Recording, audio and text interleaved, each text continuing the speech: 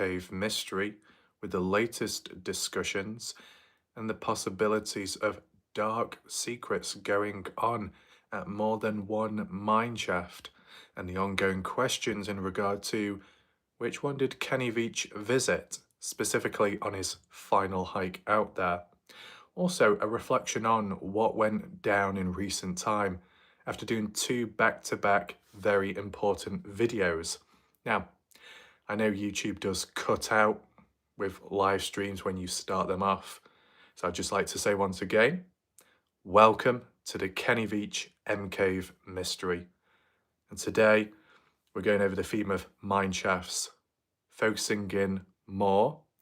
And the reason why I wanted to do it like this is in consideration with what's been suggested recently, more so what I suggested, that I do a normal video or two, and then I do a debrief, a reflection on what's recently happened, so people see it from different perspectives. You see the pre-recorded, edited, visual videos, and these are the rough, rugged, raw reactions and follow-ups in case there's anything else to talk about. And then it gives you time to reflect, to react, to let me know your thoughts on the matter. So, welcome to those that are watching right now in this live stream, much appreciated. Did a bit of an announcement earlier on saying that I was going to go live, so hopefully enough people see that in time or so. Let's make sure I've got the settings on as correct. There we go, we've got Ralph Anata. It's good to use the name that. Welcome, Ralph, to the live. Got a couple of notes, well, bullet points, prompts to go through today, and I'll go into them deeper once enough people have joined the live stream. As we start to begin with, if there's any questions in regard to the case, in regard to any previous cases which I've covered, and your thoughts on, your questions towards me, feel free to leave a comment in the live chat box. And if anyone wants to, feel free to share the live stream, just spread the awareness so more people get to see it. We got Linda Carlson. Welcome, Linda. It's good about your hair. It's good I was seeing familiar faces returning back, of course, and even people way back in the past. I did a video recently which was just an announcement, and I was going through the comment section, and there's a couple of people, familiar names, who were once viewers or have been viewers many years ago. So that consistency is obviously a big positive to see. But we've also seen the disappearance of some people in recent time. Whatever happens, happens, but hopefully they're okay. In the meantime, still got videos, coverage. Sometimes I'll be making a video or planning, researching a video on Kenny Veach, and then on the same day I might come up with 2 to 3 more video ideas, some short, some long. The videos have been long recently, like 30, 40 minutes, which maybe people aren't quite familiar with. My videos in the past weren't always that long, but it's just like there's more to talk about now, more to analyze and pick up on, basically. And within these live streams, when looking at the statistics, it seems to show that it's worth doing when there's stuff to talk about. So I'll keep that up when possible, and if the interest and the hunger's there, then obviously it can continue. And welcome to anyone else that is watching in the background during this live stream, focusing in on the Mineshafts, the mysteries around them. As Kenny was looking for an M-Cave, it seemed like he was also interested in the Mineshafts. He at least gave us, the viewer, a tour of one of them, but why not the other one? So when Kenny Veach was doing his recorded hike, he covered 3 to 4 hours on foot before he even set up his camera to record. There is that uncertainty, the unknown of, did Kenny Veach secretly record any earlier or later footage of that hike which he didn't include in his final edit? Because what you got to take in mind is, as Kenny Veach back in 2014 was recording a hike, he did it in parts, meaning he would have to go through some editing software, band all the clips together as one project, export it, and then upload it to YouTube. So whether Kenny Veach was an expert with technology or not quite, a level of editing was involved. There are some interesting observations to take from Kenny's hike footage, but at times it actually glitched visually on screen. Maybe at least once, maybe twice, it glitched. It could be anything.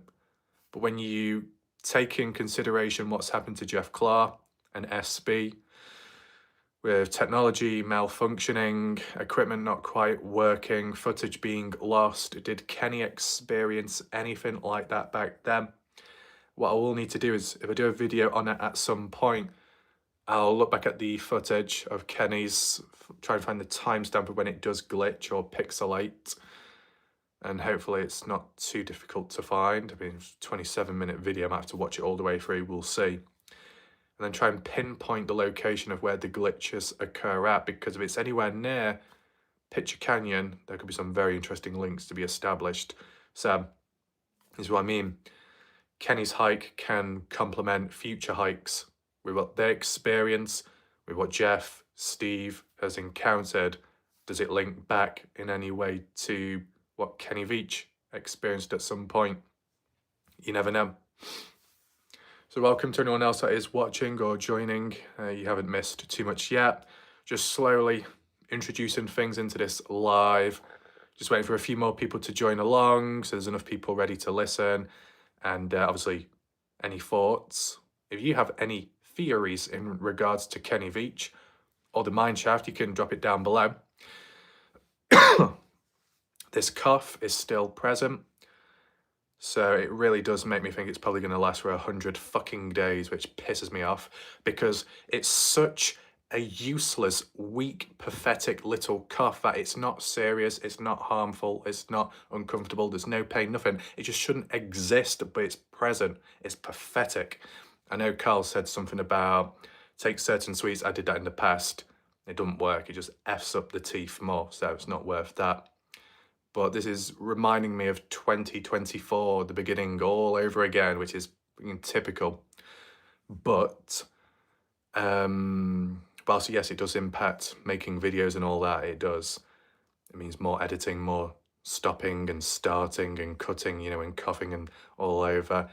It's not good when trying to do narration-based videos, and I've been quite heavy on that recently, but not much I can do about it. Just freaking dirty peasants that gave me this disease in the first place. Cretins.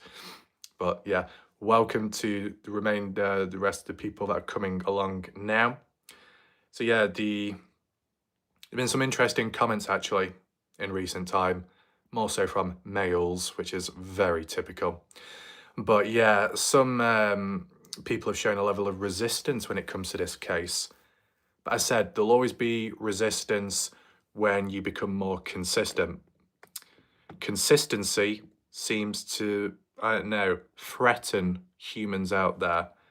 People feel threatened by the presence of someone that is quite consistent in doing something, and it doesn't directly harm them.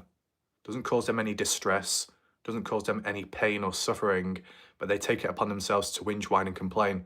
I actually came across one prat of the week that did comment on one of my previous videos saying, you need to stop with this case and milking it. You need to stop completely. If you continue on, I'm going to report you. Report me. Really?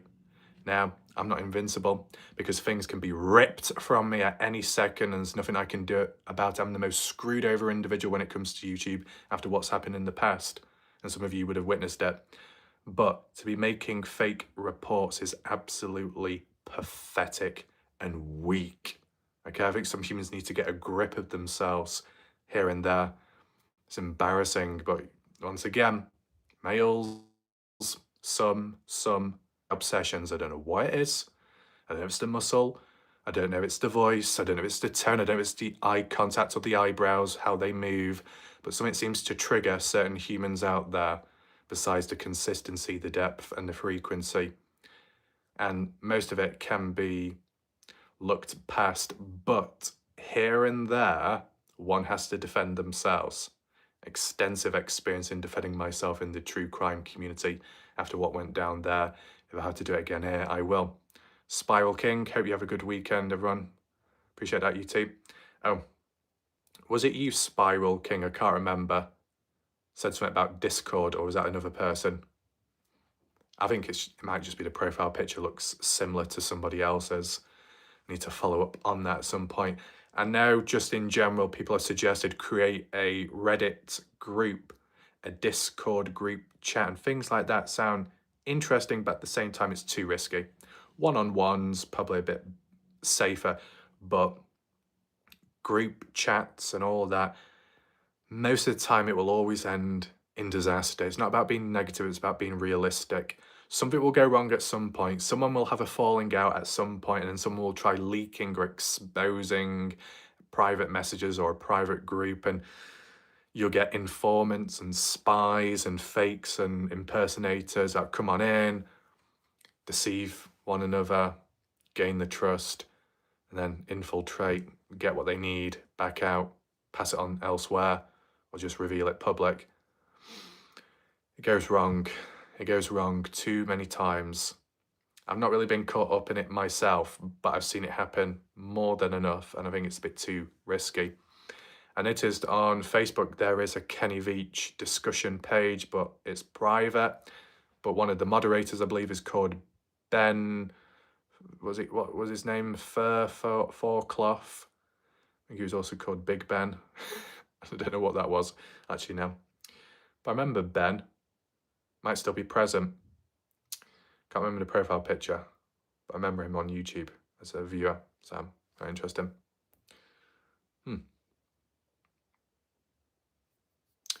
So yeah, got some points to talk about in terms of Kenny Veach, Mineshaft. I'll go on as long as possible, and if it is quiet, I'll probably end the live stream early, just see how things go, right? And then so much I can do and say. So I'm just going to kick it off now. If people join late, they'll just have to rewind back later or something like that.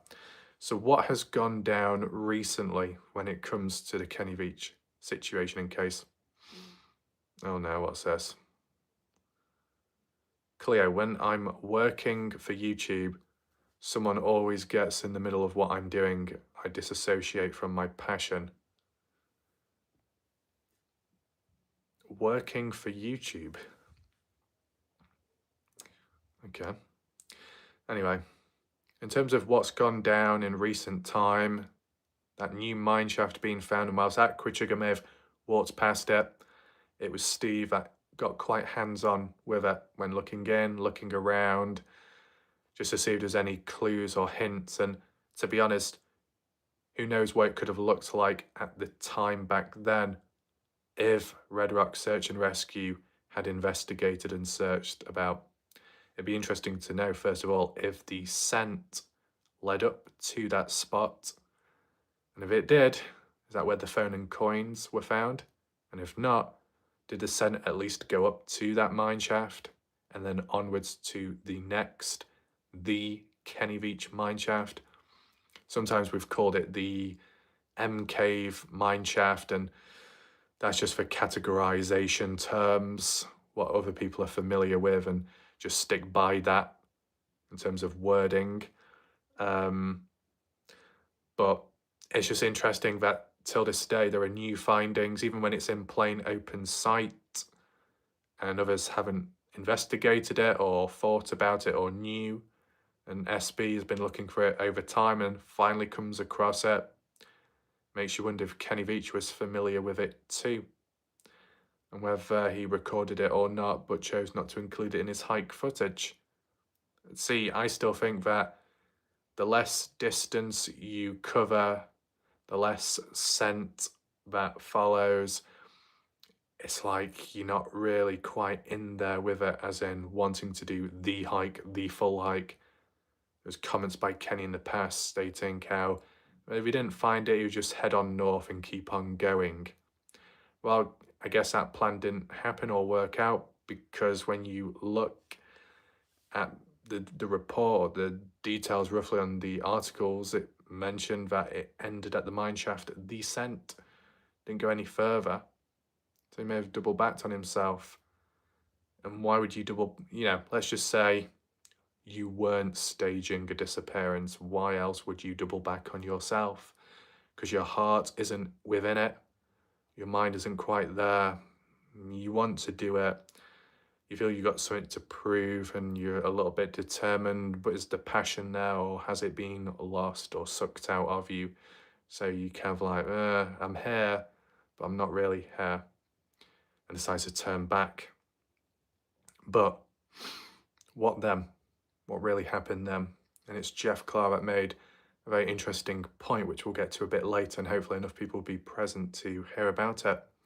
But yeah, you let me know your thoughts in regard to that new mineshaft which SB has come across. If you've got any questions about it, feel free to leave it in the comment section on the left hand side, or at least on my point of view when doing this live, it's on the left hand side. There's some interesting comments and input by new viewers recently about the mineshafts and the possibilities with it, and the amount that are out there. It does make you think, are there any other mineshafts out and about nearby, near Pitcher Canyon? Did Kenny go to any of the other ones in between? I wonder. There we go, we've got Criminal Med. Welcome back. Good to see you, Criminal. What was the last thing that I did in terms of Noah Presgrove? I think it was that demonstration video. We've got Jam Sandwich present, that's good. Jam. 14 people present, that's good to see. Just looking at some of the notes. So yeah, is anyone surprised by the location of this newish mine shaft, which is, I want to say new-ish. I don't mean it's a brand new mine, but it's recently been found and properly looked at. I think the location is interesting, as in it follows a bit of a pattern. Where there's a mine shaft, there just happens to be an agave burn pit, and that applies to the main mine shaft near Wild Horse Pass. So could you put the argument across and say, if there's any more agave burn pits out there, could a mine shaft be close by? The terms other encounters of possible mines or shafts, I guess, but not in the same location, or the location hasn't been given. Exploring abandoned mines in unusual places. When you came across that M-shaped cave with the Area 51 sign and said you could feel like a draft through the rocks, and it felt like there could be a mine nearby. There's planks of wood on the inside of that cave, and those planks of wood look similar to what you would find at the mineshaft which SB went to be honest. The Saxon, right. Welcome, Saxon. Aliens hide in mines. And along the lines of that, it has been talked about previously. Criminal. Halloween was fun last night. Ooh. Yes, so in the past, when it came to that keyhole cave, the reptilian eye, as people observed with time, suggested that the reptilians are hiding out there in the mountains and underground, and maybe in the mines, the mine shafts. That the reptilians at a certain time will come out, maybe when it's dark, crawl out and roam and lurk about. I think Sean Horlacker was suggesting that too. And you just so happen to be a hiker at night walking about and you hear footsteps beside you, slightly behind, in a certain direction in the dark. You don't see it, but you hear it. You keep on walking, footsteps and footsteps, not yours, someone else's.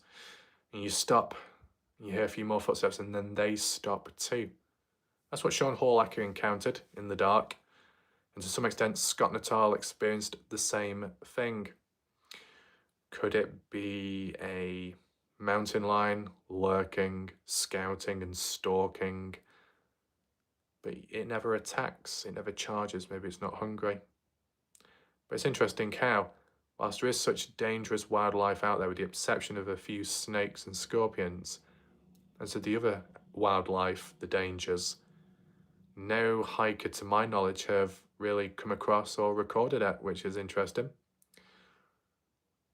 That would be horrible if you were out in the middle of nowhere. Exactly, that's true.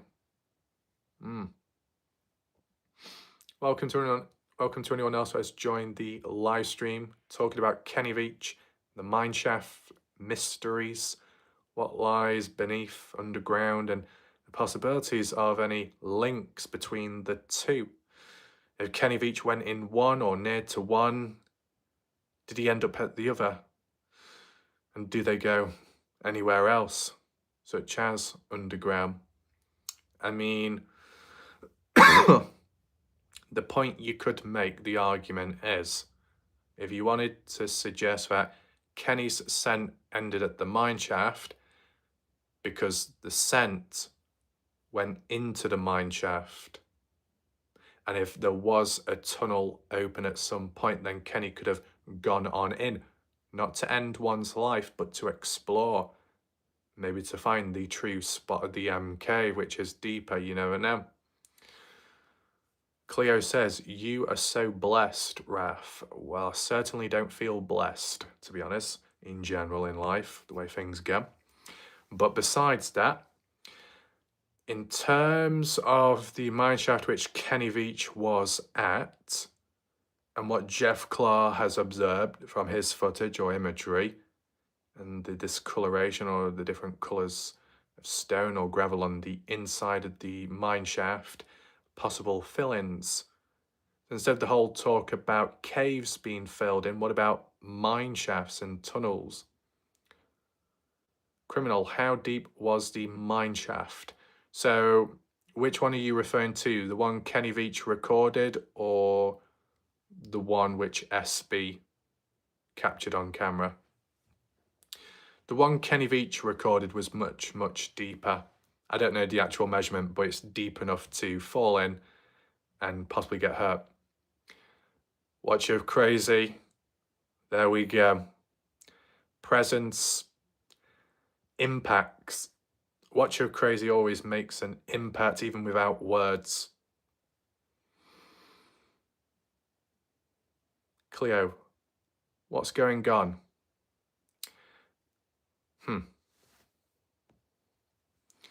The camera one. The camera one. As in Jeff Clark capturing it on his camera down there.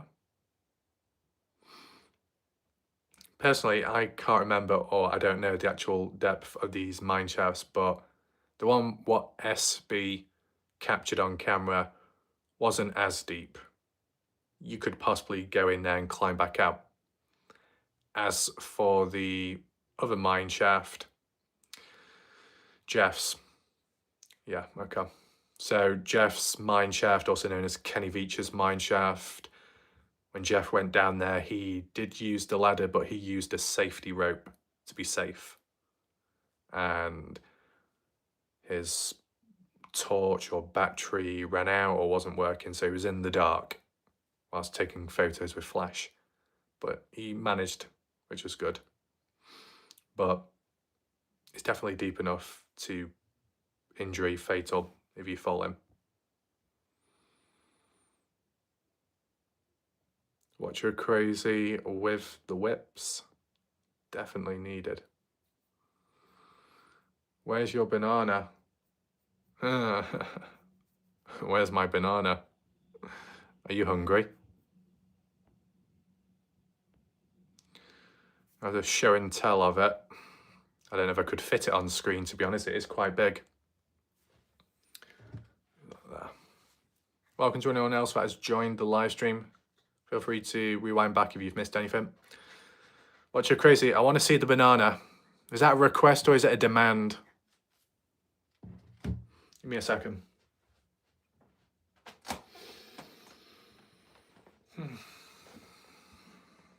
Who's going to fit in? There we go. Here's my giant banana. Demand in a request kind of way. Hey, watch your crazy with the capital letters. Easy there, watch your crazy. Easy, easy with the capital letters. Okay, don't give me flashbacks to a feral animal in the past that said, oh, my keyboard's broken. No, it's not. There you go. You want the tip of it first? There you go. If anyone's hungry, you can have the banana. Not done dodgy videos in a long time. The peepholes. And a guy called Hood Boys shows up whilst I'm holding this giant banana. A lot to explain. I like the black tip. Just a tip. Okay, well, do you know what? Watch Your Crazy, because I'm a nice person. You can have both ends of it if you really want. We've got Vinny, and a good example of a whiner. There you go. Rotate it the other way. There you go. Not too much. Save a bit. Right, looks like Vinny has got turned on with the banana. Don't blame him. But besides that, Hood Boys, welcome. Greetings from California. Nice. That's good. Got more people showing up. Just give me some bits and bobs. Bips. Bits and bobs, or bobs and bits. In what order does it come first, I wonder? I know Watch Your Crazy, you're going to be a bit disappointed because of this camera angle. You know, it's all on the face and not elsewhere. Sorry to see you disappointed. I can't really fit it all. Bananas. Unless Watch Your Crazy, we don't talk about bananas too much, or or it might turn into a "Hello, this is Gorilla Jack. Yes, I love the bananas. Watch Your Crazy. Where are you?" As for anyone else, probably not going to understand. But yeah, the Mineshaft, Betty Hootwood sold the owl bag. Wasn't it one time when I did an impression? Didn't I do an impression of Betty Haywood? What did she say? You can't be serious, right? You can't be serious. I don't know, something like that. Been a long time, I can't remember all the lines. I know Watch Your Crazy. I know Watch Your Crazy. It wasn't just all the voice, it was the rapid eye movement, literally. You can't be serious. Where's my headband at? What? It was like that. Petty Betty.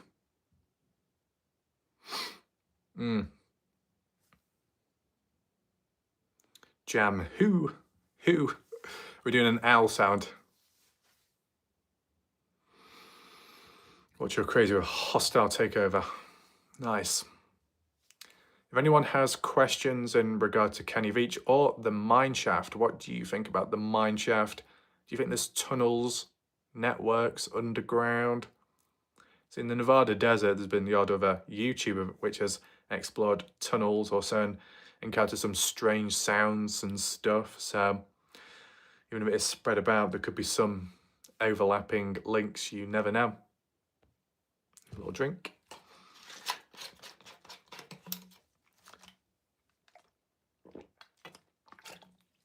So I'd say the possibilities of one mineshaft linking with the other mineshaft in some way could well be possible due to the patterns, the location of it, how it follows in a certain line. Watcher, hope you're doing well. Same to you. At the moment, got a bit of a cough. It's lingering, just a small scale one, bit of a pain. As for the odd person, don't know where Strawberry's at. Not too sure. Criminal. I think he fell down one and couldn't get out, in my opinion. Fair enough. See, the interesting thing is, with SB's mineshaft, which he investigated, I didn't see any signs of bones, and I'm really surprised due to how open it is.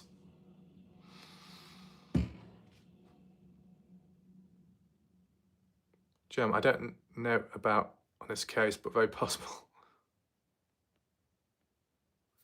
How long has she been missing? About 7 days, radio silent. Never happened before.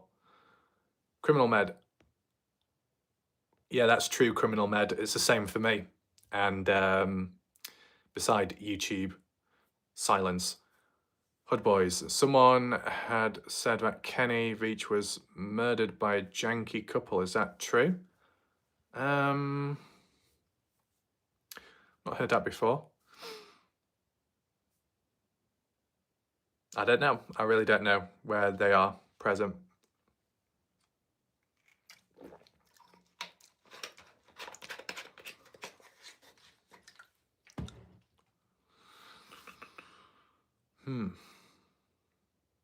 What else do we have? Yeah, so in terms of these underground sounds, I can't remember who it was. I think it was a viewer on my channel. Ended up sending a link. Was there a tiff? Nope, nothing. It just randomly went quiet. Underground fan sound. Yeah, that's it. So a viewer on my channel shared a link, which I had a brief look at, some YouTube exploring the Nevada desert. Went into some, like, was it a mine shaft? I think it was just more like a tunnel. And when going through the tunnel underground, could hear sounds like a fan, and that's in the desert. What's going on out there? Why do you need fans out there underground? What other people would be around this area normally? Not many right now. Are you talking about the area where Kenny Veach was hiking? Would people normally be there or not? Or because in terms of that area, Little Jeremy Canyon, yeah. Yeah, in terms of Little Jeremy Canyon, when Kenny Veach was alive, I can imagine really no one was going out there. And okay, there might have been a stack of rocks, and Kenny acknowledged that, but it was the same when SB came across a stack of rocks, when Jay Chuck, and that might be by way back in the past. So when Kenny Veach was alive, even less people would have been hiking out there. People may have chose, not often, but picked Sheep Peak because of the views, the elevation, to look around.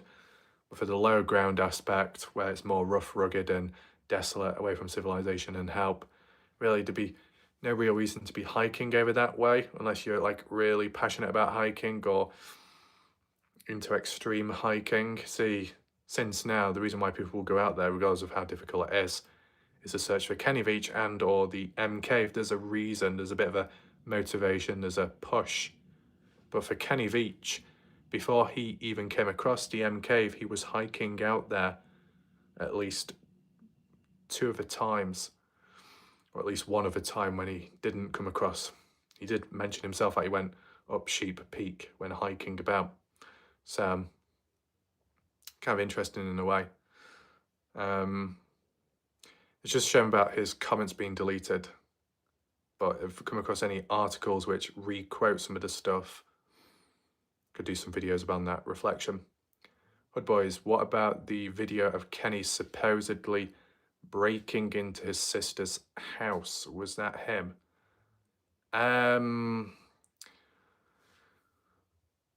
I guess, Hood boys, you're referring to the healing store of 2018 when supposedly Kenny broke into it and it looked like him on CCTV. And yeah, the sister, as in Debbie Veach, who owned the healing store. And to be honest, from the hairline, how it looks, and it is black and white, it kind of looks like him and how he stumbles about, but counterpoints have said the person looks much younger than Kenny. But because it's in black and white, it's kind of hard to tell. You can't check for wrinkles, you can't check for like grey hair the same way. Criminal, that is what I thought. So random, people wouldn't have bothered him then. Yeah. At the time of when Kenny was going out there, he didn't even give the correct location. So if there were any strangers or people wanting to jump him, to prank, to attack, as in the general public, they wouldn't know where to start. Kenny said to people online that it's near Nellis Air Force Base, which is east, as in Frenchman Mountains, Sunrise Mountains. That's all people had to go off from that at the time. So when Kenny Veach did go out there, Watch Your Crazy. I'll be checking back in soon. Stay encouraged. Okay, you take care for now. Watch Your Crazy. So when Kenny Veach did go out there on his recorded hike, at least, he still didn't really give a clear description of where he was truly at, because he didn't give many names away. So when he did finally go out on his final hike, most people wouldn't know where to begin, I guess. But if anyone was out there, like as a form of intervention with Kenny, it'd probably be some serious people and maybe higher ups, form of authority in stopping Kenny and what he's doing. Let me just catch up with some of the comments.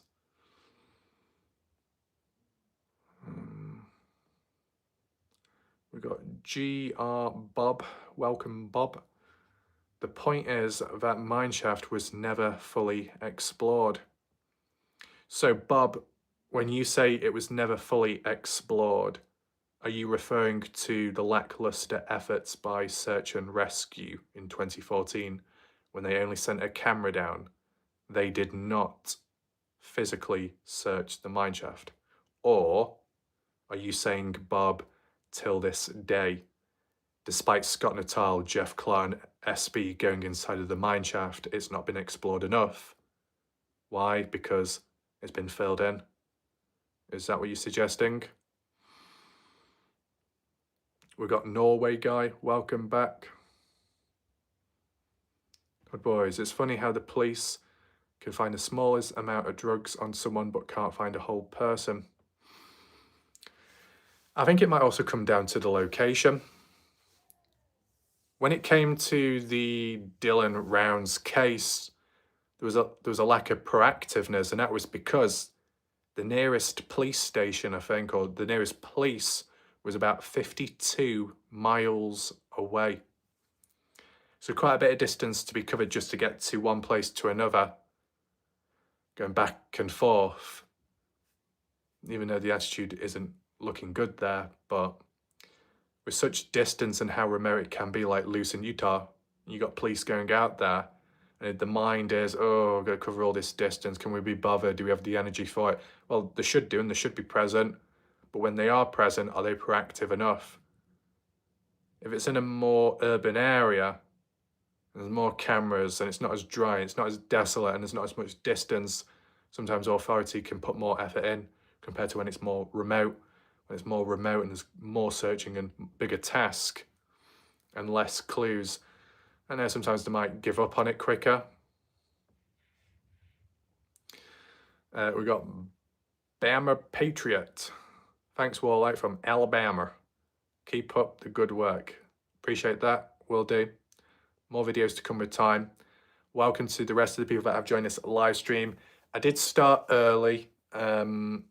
Did do a bit of an announcement earlier on, but yeah, I thought start it early, so then if it goes on a bit longer, there's enough time to go on, and if I need to reference back anything in case anyone's missed out, I can do so. Criminal. It didn't take much stuff to cover Dylan Rounds completely at the bottom of a mineshaft. Kenny would be down one. Well, the thing was with Dylan Rounds, from what I can remember, it wasn't a mineshaft. It was like near a mound or a little hill towards the bottom and just buried in the ground. And I think some of the remains were spread about, from what I can remember, but most of it was near, well, the other side of the fence line off the parcel of land.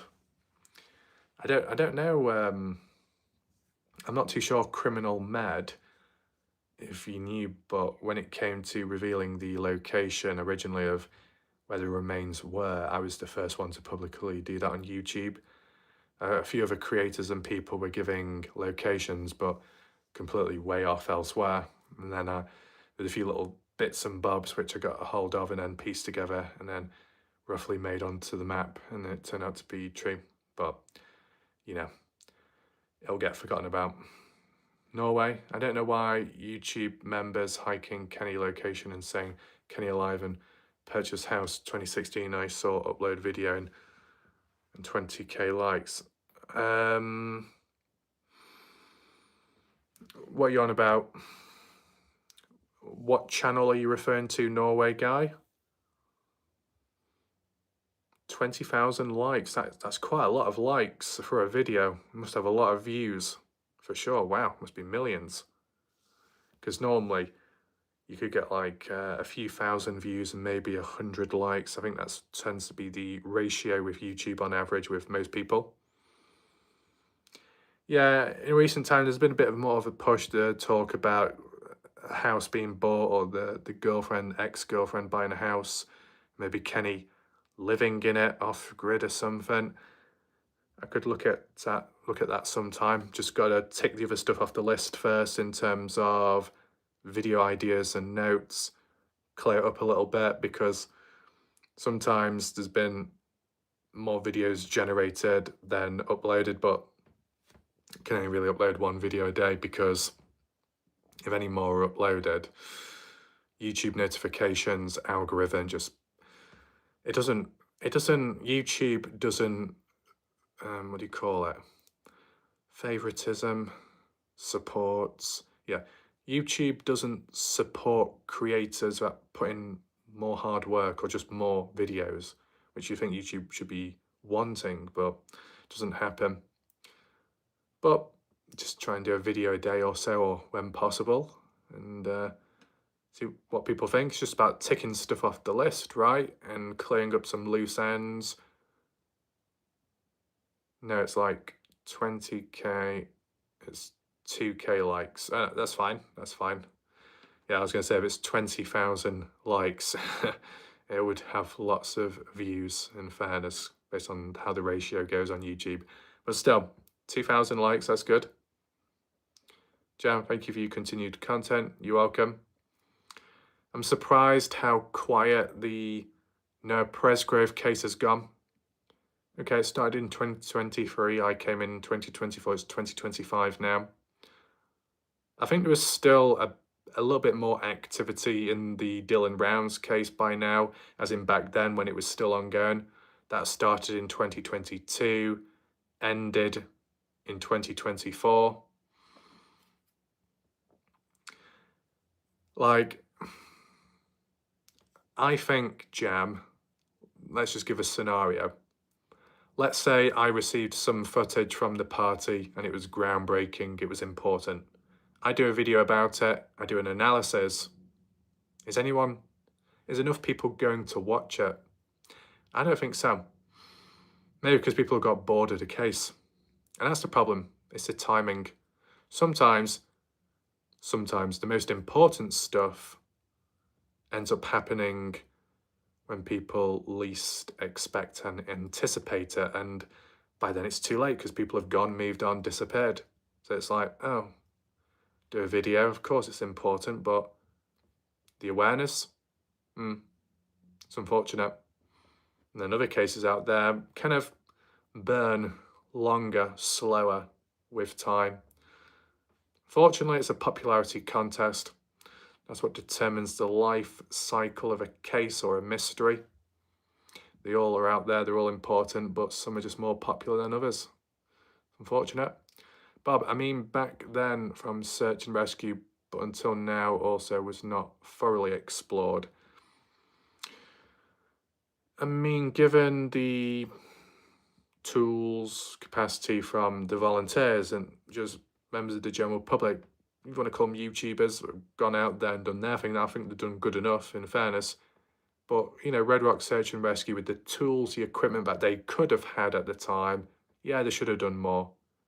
Sending a camera down, yeah, okay, maybe it can work, but it just seems like a lack of effort, not wanting to go down. What, because it's unsafe? We'll use a safety rope. Scott Natal managed it years later in 2022, down the ladder, which was broken. He didn't even have a safety harness or a rope. Jeff Claw's jaw was hitting the ground. Couldn't believe it, but it worked for Scott at the time. Criminal, it's super quiet about Noah. Yeah, granted, maybe on Facebook it's active. About YouTube, then. One thing, what I will say, Criminal, Med, is when you look at the Dylan Rounds case, oh my God. is so typical. I'll mention that in just a second. I found the channel name, Driven X Adventures. Ah, yeah. Is he right or not? I've not looked into it, so I can't come to a conclusion on that. Jam, I wonder if people are waiting for the civil trial, but things could be happening in the background, but interest has already wandered off. Okay, I'm going to give you, just people in general, I'll give you a prediction, Jam. Okay, prediction. What will happen is, when it comes to the trial, any court case stuff, anything like that, it might attract bigger channels. It might attract people in for a certain period of time, but not that long, because it wasn't popular, the case in the first place. And then it will die off again. And then if there was a resolve, if the case does come to a head, depending on the outcome, a few months later, you know what will happen? All the channels, big and small, come on in like vultures.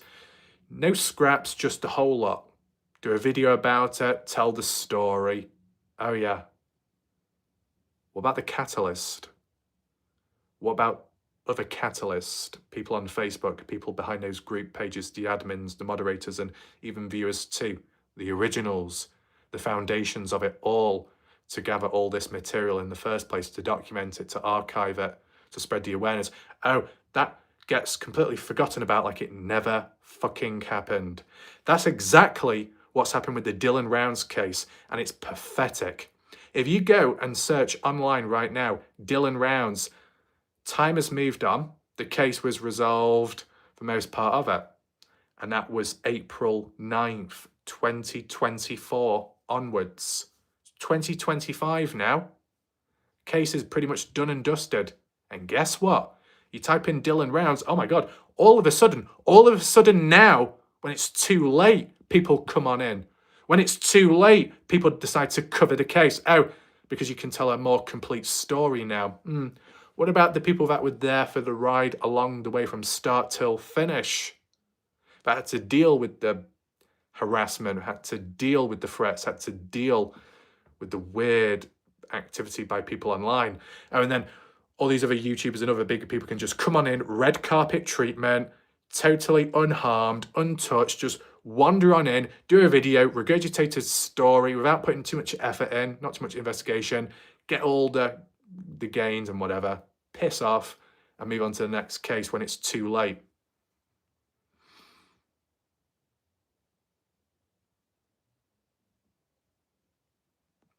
So,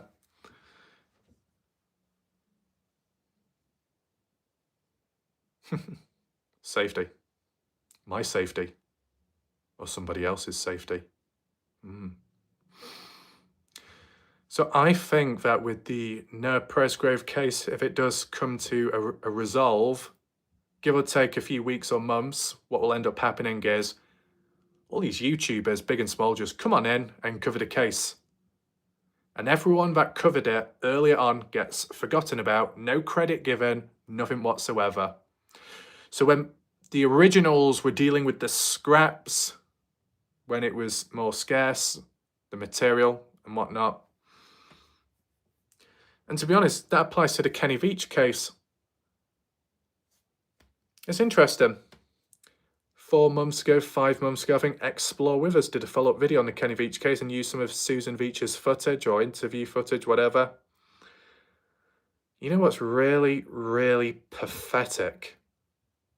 That when it comes to the Kenny Veach case, the CCTV footage, the claims of Kenny being alive and caught on camera. You know what people say to me? Make sure you're listening right now. And it's not a criticism to them, but just in general. People have said to me at times, on and off, hey, Warlike Ref, have you heard about that CCTV footage? Did you know it was Kenny Veach caught on camera? I was the first one to upload it onto YouTube. I was the first one to analyze it on YouTube. So of course I'm going to know. But guess what? Because I am a smaller creator and the algorithm doesn't favorite me, people aren't going to know. People aren't going to watch it. The time when they do see the footage is because it's from a bigger channel that uploaded it later. And it's not the same situation, right? Just so it doesn't get mixed up. When Driven X Adventures did their video about the police report, entitled it Never Seen or Never Talked About Before, or No One's Talking About It, well, a year earlier, I was the first one to do a video about it, or one of the first ones to do it on YouTube. Criminal Med says, watermark your stuff. Well, with respect, in terms of the CCTV footage, I couldn't really watermark that because I don't own that CCTV footage. But technically, my videos are watermarked in a way because of the brand of my channel.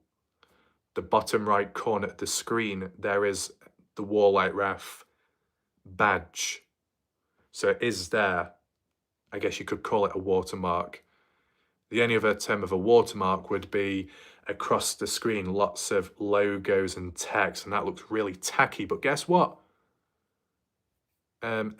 Explore With Us, not the original Explore With Us, but the big channel one, which was taken over, they watermarked it, their video, watermarked it over Susan Veach's clip. What the hell? It's not even theirs. Oh my God. But you know, when people say to me, have you seen this and have you seen that? Did you know about it? I was the first, and I was, at the time, the only one to really go in deep with it. And if you want to talk about the true origins,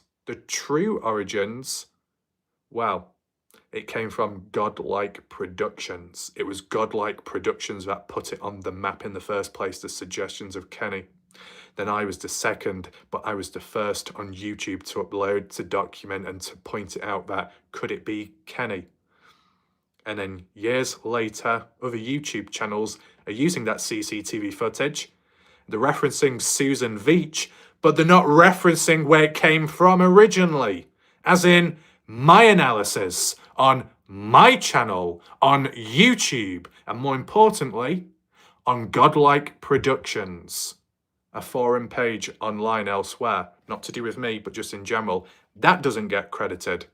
The origins, the sources are not credited. Is it the end of the world? No. But at times, origins are extremely important and didn't seem to get acknowledged enough. Oh yeah. We got Casey Schilling. Welcome. Norway guy. My mind thinks about Kenny not missing his retired YouTube upload and social media. Fair enough.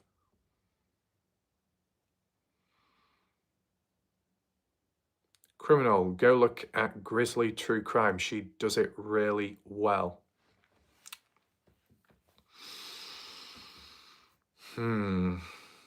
I've come across Grizzly True Crime. It's interesting. Just in general, being realistic, a lot of true crime channels out there, regardless of their background and experience, they'll look at court cases, they'll look at clips. How long for? It can vary. 1 hour, 2 hour, 3 hours long. I'm just thinking, in terms of the statistics, based on what they do and how well it works, it's not always going to be just sat there reacting. But when you see these cases and the court cases, the live streams, and they're just sat there watching like this. Pause. Oh my God, chat, what do you think about this? How's it going? See, the thing is, when it comes to doing a live stream, with respect to the audience are half of the main part to the live stream. So like, if you're the creator and you haven't got too much to say, but the audience does, you can read comments out, you can read questions out, you can see drama going on in the live chat, and you can join on in and stuff. So it kind of makes it easier. You get what I'm saying? You strip it all back, you get all these different channels, and instead of just sat there reacting, looking perplexed or looking intelligent, let me put my glasses on. Let me put my lipstick on. Oh no, don't worry, I've already got it on because people seem to have made false accusations that I've got lipstick on, I've got false eyelashes on, I've got a wig. Don't know what's going on there. But beside that, do a raw video. A raw video. And what does that mean? Where it's pre-recorded, you don't have the live chat, you don't have a live stream, you don't have the additional help. You deal with scraps when there's really nothing to work from. You claw your way to the top of that mountain, and along the way, you look at the possibilities, you look at the theories, you look at the links.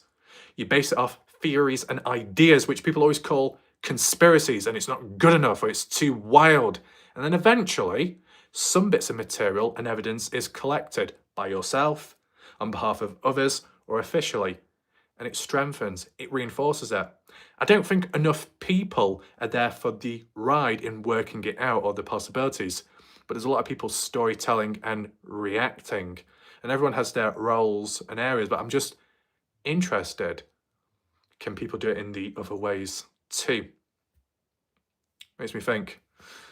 But as quiet as it is in certain roles and areas, maybe it's just best it's staying that way. Of course, the perception is lack of origins, lack of credit. I am an absolute ghost at the end of the day. I am the ultimate ghost when it comes to coverage. See, look, if there was a particular case and I had the answers, I had the key, I guarantee you, if I did a video covering the truth of a case, not enough people would know about it. 100 years later, if someone finally got the information from me somehow and then made a video, oh, wow, never talked about before. Really? Yeah. It does make you think how involved are YouTube when it comes to how they distribute videos and the awareness and the reach. But I'll tell you something, in fairness, I've seen the reach statistics. And in terms of the reach statistics, I'll give you an example. It's going to be a rough one. Let's say the odd video here and there, 2,000 views. Okay. 2,000 people have watched. But how many times was the video presented to a wider, broader audience as an opportunity to watch, but did not click, did not watch? About 5 to 10,000, sometimes 23,000. 23,000 people who are possibly interested in true crime or mysteries had the opportunities to learn about something groundbreaking and important, but chose not to watch, likely because, ooh, it's not a good brand. It's like if you're blind testing, blind food tasting, drink, you don't know what the brand is, you'll try each one and you probably say, actually, I really like the flavor of that one, and it turns out to be the cheapest brand or the mid-range one. But of course, if you went blind taste testing, you would choose the expensive one if you like brands, if you're obsessed with brands and high-end stuff. So you might think you're choosing quality, but it might be more influenced through a biased nature. So really, at the end of the day, if I do a video titled some way and thumbnailed some way, same carbon copy of another channel that does the same thing, but it's just a bigger channel with a tick next to the username, they're verified, they've got over 100,000 subscribers. Who are people going to watch? Who are people going to click on? Me or a big YouTuber? They're going to click on the big YouTuber. That's just how it goes. Nothing you can do about it at the time. But it just shows that the opportunity for people to learn or to pick up on stuff at times when it's really important and needed, people just don't bother. I see it in the statistics. It is where it is, of course. Let's just catch up with some comments. And I know there'll be some counterpoints here and there, but don't worry. I have some counterpoints myself.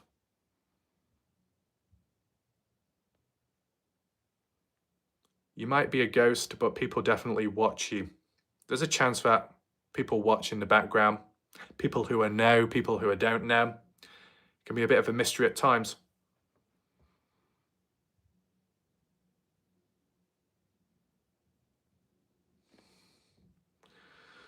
Cleo, no, the divine is watching and waiting. You see, I see. Oh no, Cleo, don't Cleo.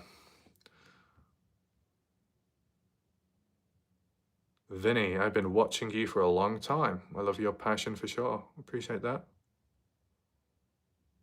Dressed up again. And this is the thing. Some not criticism, but sometimes when people word it in some ways, it can be considered criticism, as in, cover a different case, move on. I did. I covered the Rebecca Zahau case. 100 people watched. Yeah. I covered a few videos on the Rebecca Zahau case. And guess what? YouTube silenced me. It was deemed as age restricted. Oh, you've been a bad boy. What? Because of the theme of a person ending their life, but the counterpoints to maybe they didn't and somebody else did. What about the Kenny Veach case? The whole pushing Kenny Veach is, oh, maybe Kenny Veach went out there, ended his life. So why does YouTube not silence the videos on that about Kenny with me, but they'll silence me when I try something different, as in the Rebecca Zahau case? What's that all about? Pathetic, right? So I have tried other things. I've been shut down. I've been silenced. I have tried other cases and they've just not worked. Nothing I can do about it. In terms of what has worked, Kenny Veach, of course, Dylan Rounds to a certain point, Noah Presgrove to a certain point. That's all fine. And it just so happens what's worked, I've been interested in, which is obviously a big positive. The Daniel Robinson case, as Criminal Med suggested, can be on the tables. I just need to get these ideas done with Kenny Veach, and if it gets to a point where there's nothing more that can be done, well, then I can move on. Oh yeah, Hood Boys, California, Coronado. It's just clicked in my head. That's crazy because I'm from the same city. Wow. The Rebecca case, I actually went to the house like a month later and tried to catch an EVP. Wow. Well, actually, it's a good thing you're here, Hood Boys, because I've got a key observation to mention, which I don't think anyone else really picked up on. So I'll tell you right now, Hood Boys, and then you let me know your thoughts. When it came to the official autopsy of Rebecca Zahau, as in the night before her death, when she got back after that restaurant out with a husband, forgot the name, Shaknai, and the brother, Adam. When Rebecca got back to the house with Adam, Adam went to the other building, the guest house, and Rebecca was inside of the big building. But it was said the next day, the day of her death, that in a different bedroom at the guest house, there was women's clothing found. So did Rebecca Zahau secretly have an affair with Adam Shaknai? Did Adam invite another woman over, who we never heard about? Why is the women's clothing in the guest house in a bedroom when Rebecca lives and was living, sleeping in the big house? Who else would it be? And some counterpoints was it Rebecca's 15-year-old sister or something? Well, no, 15-year-old as in a teenager. It said women's clothing as in adult clothing. So, weird. What else? Oh yeah, it was mentioned in the autopsy report that Rebecca Zahau died the night. But I believe she died in the morning, so I don't know why it's stated it as nighttime. And as well, in terms of the autopsy of Rebecca Zahau, it stated that she died at night and she was last seen the next day alive. How can you be dead and then be alive after? What's going on?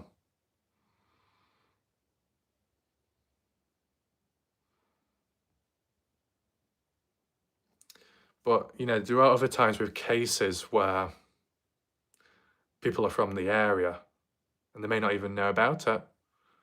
See, a good example would be the Noah Presgrove case. There was people from Oklahoma and some local to the case. They said they'd never heard about it, not in the news, not in papers, not in posters, who just didn't know about it. And they learnt about the case from their own local area, from a person from the UK, which is me. It's crazy. So it shows the lack of awareness out there in terms of that case in the key areas. If it takes someone thousands of miles away to just cover it, weird. And some people could say, well, in terms of covering other cases, why not push it more for cases in this country, here? Depends. Risky. If there's enough threats, harassment and all that, as bad as it is online and from people from the US normally, what do you think would happen if it was done in one's own country? When there's more reach, accessibility, could be kidnapped, could be killed, arson attacks, silenced, who knows? You look at the Jay Slater case, people were supposedly threatened with knives and machetes there. So you've got to be careful with the cases that you cover and the location of them, to be honest. And if it's close to you, don't cover. If it's further away, take it in mind, just to be safe. All kinds of things can happen. Anyway, apologies about that. In terms of Kenny Veach and the M Cave Mysteries, I'm surprised Jeff Clark hasn't showed up. And despite him not showing up, I'll just add it in. So, I'll say this, Hood Boys, to be honest, it was a messy case because it was confirmed that Rebecca's brother was some type of career military and had connections to the police for over 20 plus years. Wow. Jam, I have to consider my safety because I'm too close. Fair enough. Oh, Jeff Clark, showing up the moment I say your name. Did I summon you, Jeff? Did the winged creature drop you in? It's good timing then. So talk about the Mineshafts, the possible links to each one. If Kenny went to one, did he go to the other? No, I was napping. Oh, sorry, Jeff. Did my loud voice wake you up?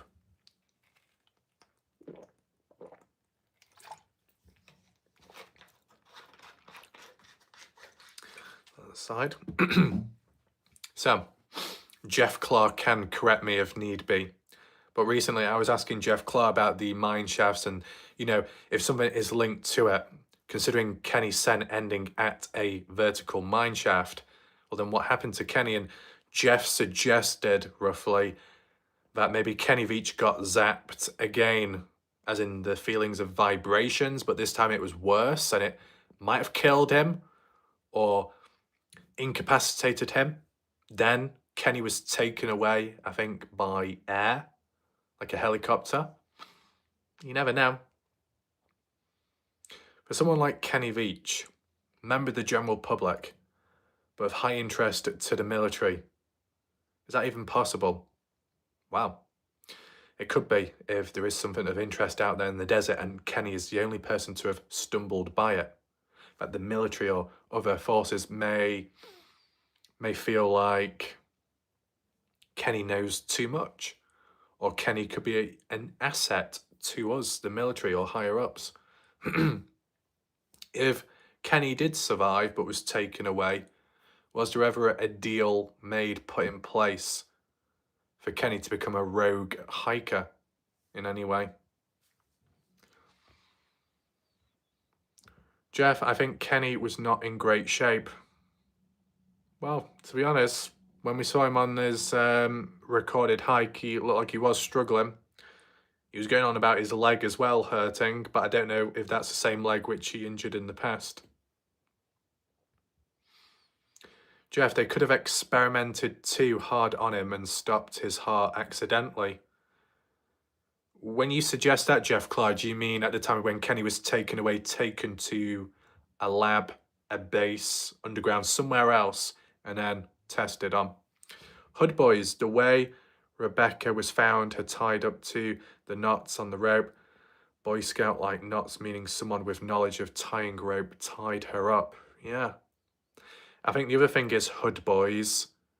What was really weird was Adam Shatner, the brother, claimed he went inside, grabbed a knife to cut her down, and then performed CPR on her. And yet there was absolutely no DNA found of his trace on the knife handle, neither on Rebecca's body when performing the CPR. Unless he was wearing gloves. Unless he was wearing gloves at the time. Jeff Clark zapped too hard and it killed him. And when you say zapped, as in the same way you were zapped, Jeff Clark.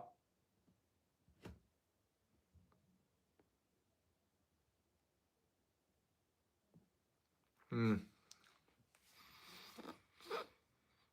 yeah, you mentioned Jeff. I probably need to look back at some previous comments and stuff about the tunnel networks and where it runs under from above.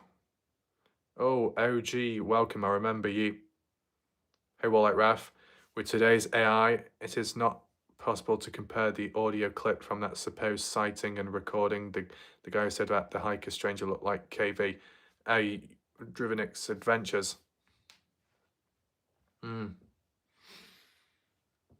What I'll do, just to stretch my back for a little bit, I'll just sit down for a second. There we go. Just a camera. Jeff, like he was zapped when standing in front of the cave and thought the cave was the cause. It wasn't, it was from above.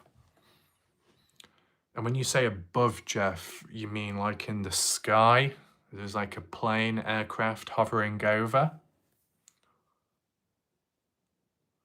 I mean, if that was ever the case on that satellite imagery in 2019, I was zapped on Cow Camp Road in 2016.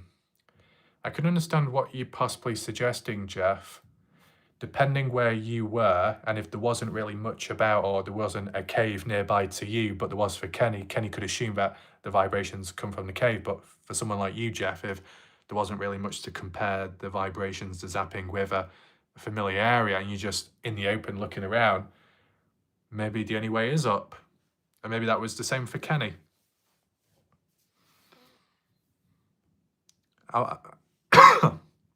I will definitely need to do a video, Jeff, of course, on the zapping. It's quite a heavy video, to be honest. So I'll get some of the other stuff out the way first to clear my head, get the videos done, and then focus in on this, do a map analysis of the zapping as well. Because at the end of the day, it's really, really, really important, because Kenny Veach experienced vibrations, and Jeff Clark is the only other person to have experienced vibrations.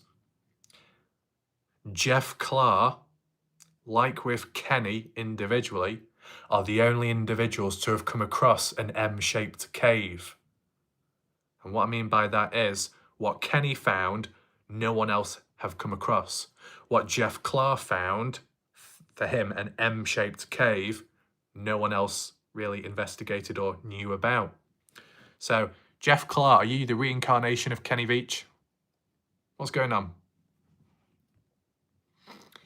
Hood boys, I used AI once with Kenny Veach case, and the picture AI gave me was of a man on a table getting like surgery or something.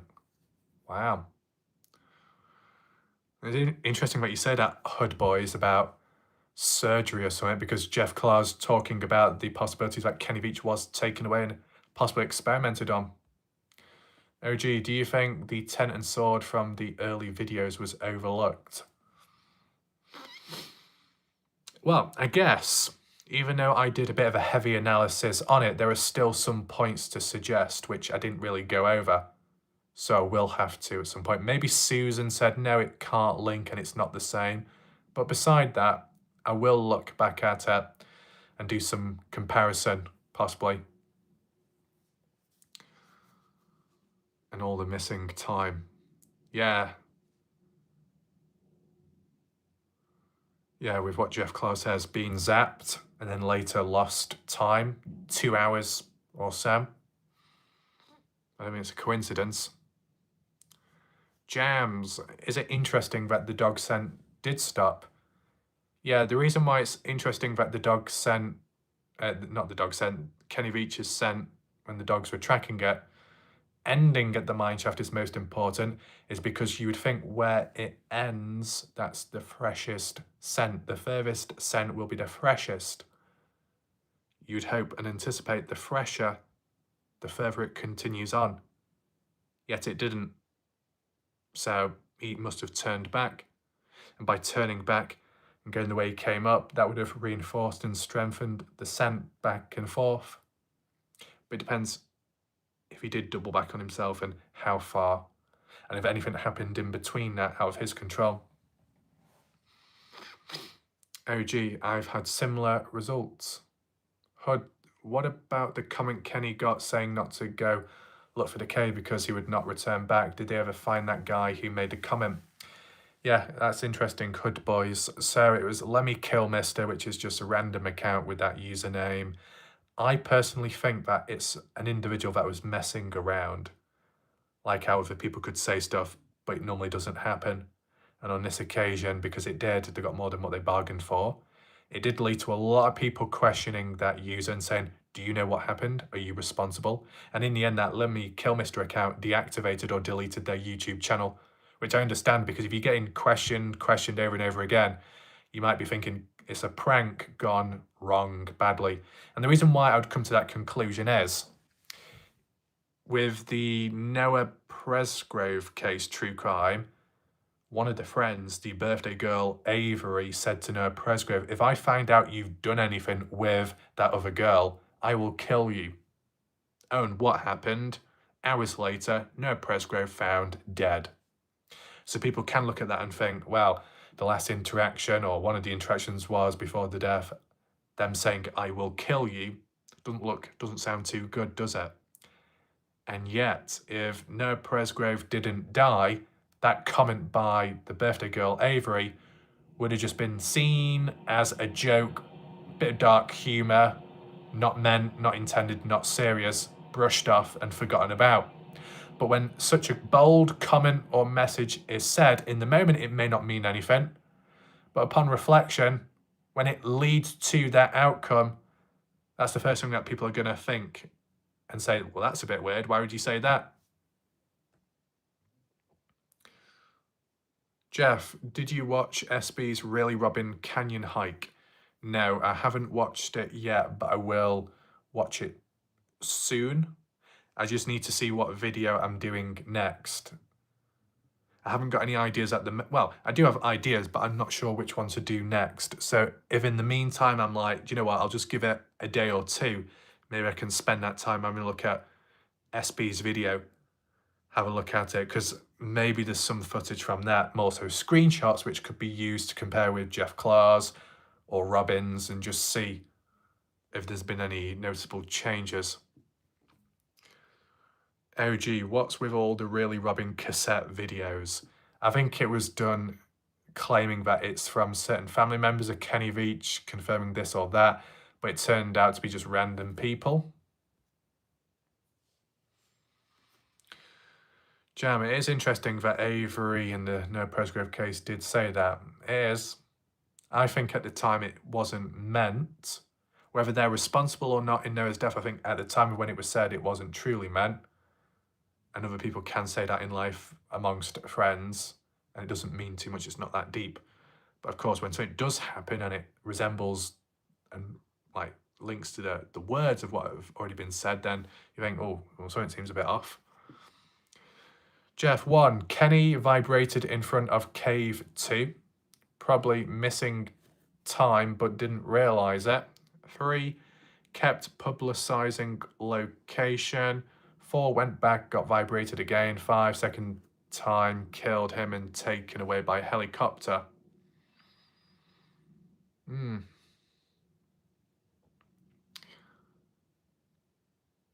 And you know what the interesting thing is, Jeff Clark? If it was the hotspot area of those caves, Pitcher Canyon, 2024 onwards, when Jomay Road was mysteriously closed for no real reason, and J Chuck caught that on camera, and then later when J Chuck went back, and unknown to him, he captured those deep ruts in the ground which resembled like a helicopter, maybe landing outside the cave.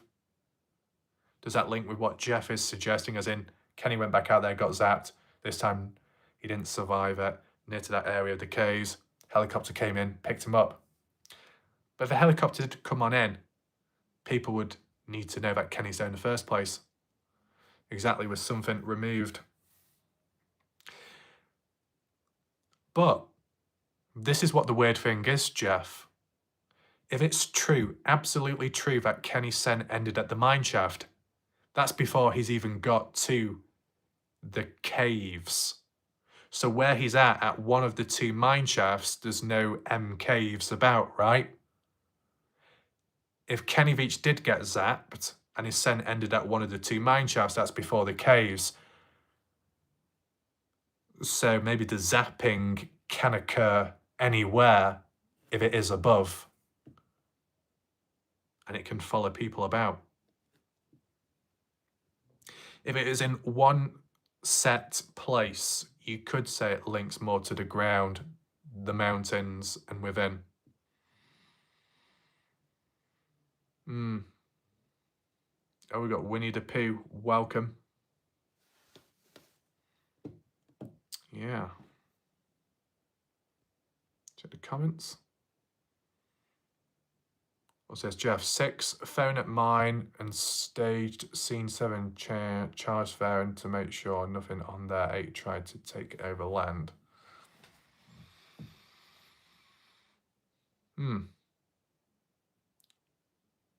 So Jeff, when you say that the phone was placed at the mineshaft, staging it, that it wasn't Kenny that staged it, but the people responsible or partially responsible for his death, to try and play it out to make it seem like, yeah, Kenny was out there, but he dropped his phone or he left it behind.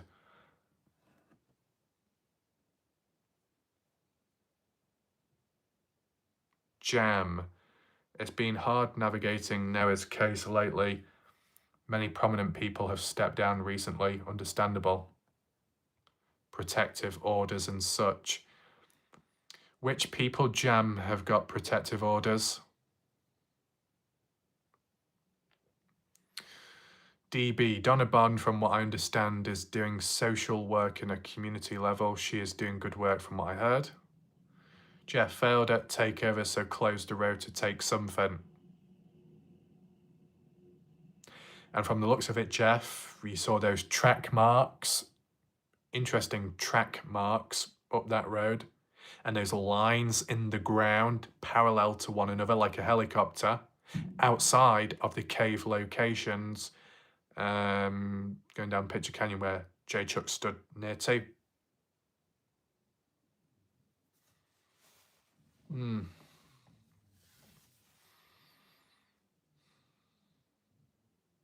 Oh yeah, and one last thing, Jeff, when you say that they charged the phone to see if anything of interest was on the phone, is that before or after placing the phone at the mineshaft? Did they go away, charge the phone, just double check, see if there's anything on there, get rid of anything, hide it, and then place it down at the mineshaft? Or did they place it down at the mineshaft, let whoever come on in to search, they find it before? And if they were to charge it beforehand, would they have had to have gone back to wherever to plug it into somewhere? Or would they have had some portable battery charger pack to do it on the spot? Interesting. Depending who it is, they may have been well equipped and had the right equipment to do a portable or a certain charge. I mean, it's 2014. I don't think there was fast charging back then. OG, does Google Earth have the ability to turn back maps to dates the KV went missing? Yeah. Or even the store. So the thing is, OG, if you go on Google Earth Pro, you do have to download it on your web browser or on computer, unfortunately, but yeah. I have gone back in time on Google Earth Pro, and conveniently, for both the Healing Store and Kenny Veach, it gives the year, but it doesn't show the month or the day. So, as typical. Probably planted it the day before giving permission for search. And, you know, it goes deep, doesn't it, Jeff? The different possibilities. It's interesting. How would it link, though, to Sharon Pilgrim reporting Kenny 7 days later and lying about it? Is she in on it?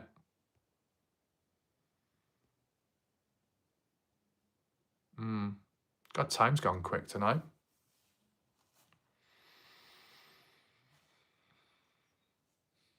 The other thing that I did OG, I went back in time where Sharon Pilgrim once lived. I went through the years just to see if at any point was Kenny Veach's vehicle parked up outside the house, and I think during the relevant times, onwards 2014, it wasn't. Jeff, completely different issue. She was afraid of police questions. Why would she be afraid of police questions? What's she got to hide? Because it links back to her. Scatterbrain. You take care, Jam. Hud, I say we just storm the place in a group of 20 to 30 people in the area where Kenny was supposed to be. Just camp out there. If we all go missing, then we know there's some weird stuff out there. Oh no, Hud. You know what? You're going to bring back, really, Robin? You're going to summon him back again? Storm Area 51? Really, Robin? Oh God, where's Batman at? I'm sure J-Chuck will pull him out the cupboard. Oh no. J-Chuck will probably bring all those bears and then give 2 to Jay Silverheels, but only 1 to other people. Silverheels will jump on in, call me an idiot, call Jeff Clark insane, needs locking up in an asylum. And Jeff Clark will be thinking, oh God, we're back again. And who do we need to complete the list? We need Nelia to come on in. Nelia, Mount Everest tour guide that can't speak English or can't be bothered to, sends hundreds of emails every day to me, spams all over the place. J-Chuck falls in love, faints, sees the light and thinks, oh, yes.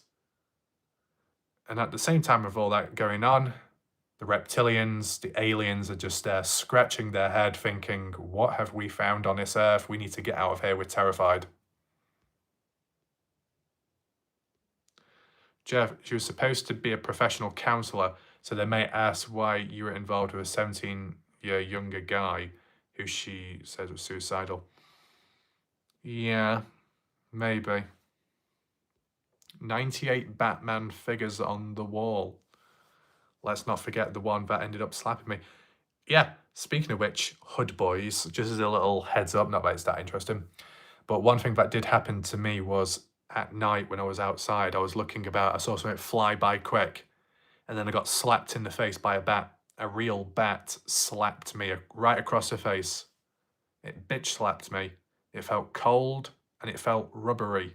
So at least I know how it feels. At least I know how a bat feels across my face.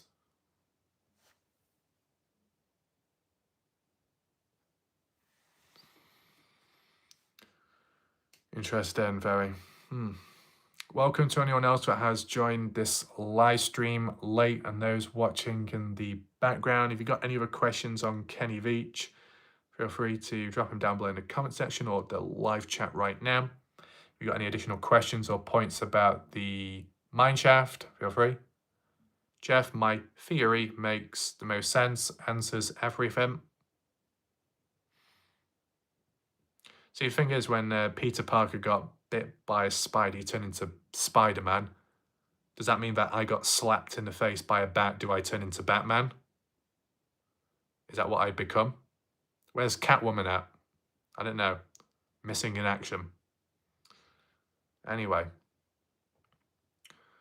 Once we've got certain videos done and out the way, I can understand, Jeff, how with you getting zapped and under those conditions, how it can link to Kenny, and then how that can link to the theory which you've provided tonight. That can all link together. I think it needs to be done as separate videos though, so it just doesn't overwhelm people. Recaps can be done over and over again until enough people hear about it. To be honest, there'll probably be hundreds of videos that I've uploaded to YouTube which not many people know about, unfortunately. And they've been forgotten about, or YouTube didn't push them in the first place. So at some point we'll have to go over that and reflect, highlight and bring back up. Zapped, found M cave on mountainside, missing time on same hike. Yeah, the timing of it all. Definitely needs a focused video, of course. A lot of credit to that. Based on... Oh yeah, that's the only other thing, though.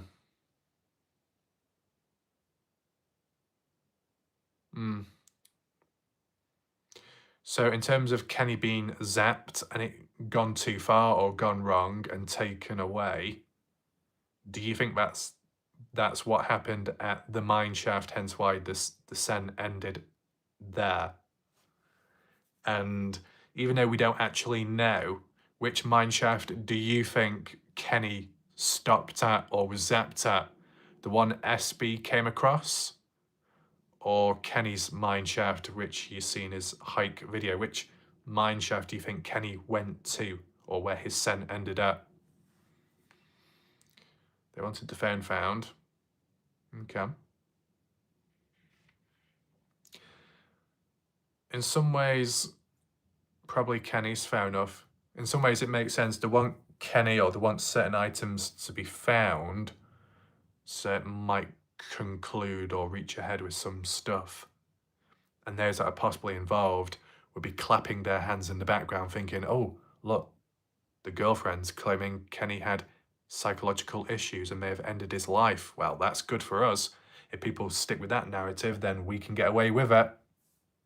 So you can see how certain indirect outlooks and claims can benefit other people that may be caught up within it. It takes off focus off them. They try to take the land. The timing of it is weird, creepy. Just after Kenny's disappearance, he had all the time beforehand to take the land, but they didn't feel the need to. And then one person threatened many because the claims of finding something. See, let's just say if the M cave didn't actually exist, but his sensations, vibrations, and whatever else out there he did feel was true. The zapping, the vibrations may not come from the cave, it may come from elsewhere, it may come from above, but Kenny correlated it to a cave, which wasn't entirely true or may not exist, but the feelings exist, the vibrations exist. And it still caught the attention of the military. See, originally I said that, did Kenny Veach encounter something he wasn't supposed to? But when he first encountered it, or what he believed he found, wasn't the actual thing, or wasn't true, or wasn't in the interest of the military. But Kenny actually found something else, more than what he bargained for when he went out that final time. Jeff, they took a big hunk out of the DNWR before to push the public back to Tickaboo Peak. Okay. Is Tickaboo Peak the one Adventures with Christian went to? Hood, I don't think he ended his life, because even if that was the case, hold on. Even if that was the case, they would have found his body, true, or at least the dogs that were looking. And that's the thing, Hood boys. Kenny or someone placed the phone, the coins at the mineshaft. What about the backpack, the tent, the gun, his clothing? Well, not always, but you think there'd be more to it. Oh, we've got Craig Walker. Hello from the UK. Nice. Whereabout are you from? Love your videos on Kenny. Appreciate that, Craig. I would say, but at the same time, I probably won't, because with this being public and a live stream, anyone could be listening. And what I will say is, Craig, just as a heads up, the reason why I keep this closed when it comes to people saying, where are you exactly, is because once before I did a live stream out in public and I was walking by, I had the camera pointing down at the ground and it caught a glimpse of a signpost, a few letters, and someone was watching and said, oh, I know where that is. I'm thinking, Okay, interesting. Way too dodgy. People do have eagle vision, especially in the Kenny Veach case. One little detail shares, everybody knows, or people know. Way too risky. Kenny was not aware of what he was playing with. Yeah, that's like what I was suggesting. Kenny may have felt like he found something, but it was something much bigger than he could have ever imagined. OG, I think it's more simple.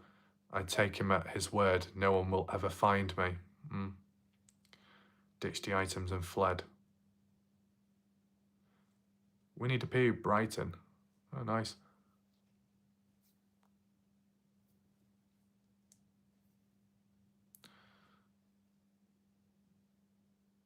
Jeff, I've never told your location, Ref. Yes, true. Appreciate that.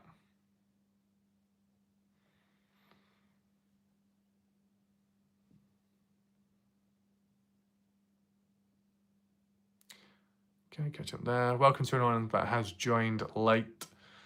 Kenny Veach, Mineshafts, Links, Underground Tunnel Networks. Winnie the Pooh, I'm in Liverpool. Ah, okay. Winnie the Pooh, as in Brighton. What is it, Brighton? Or what's the other one called? Is it called New Brighton? I don't know, to be honest. 49 shooter. I'm on the east coast if anyone cares. Ah, nice. There we go. Shout out to 49 shooter. Winnie the Pooh, yes, New Brighton. Is that Wirral? I think there was another viewer in recent time, or some subscriber that's from Liverpool as well. Winnie the Pooh, yes. Wow. You're from Wirral. Interesting. I know there was another person. I thought you were in Brighton. Is that when I was doing my accent at the time? Would I be doing it right now on the spot? I don't know if I'll be doing it on the spot right now. I'm a bit rusty.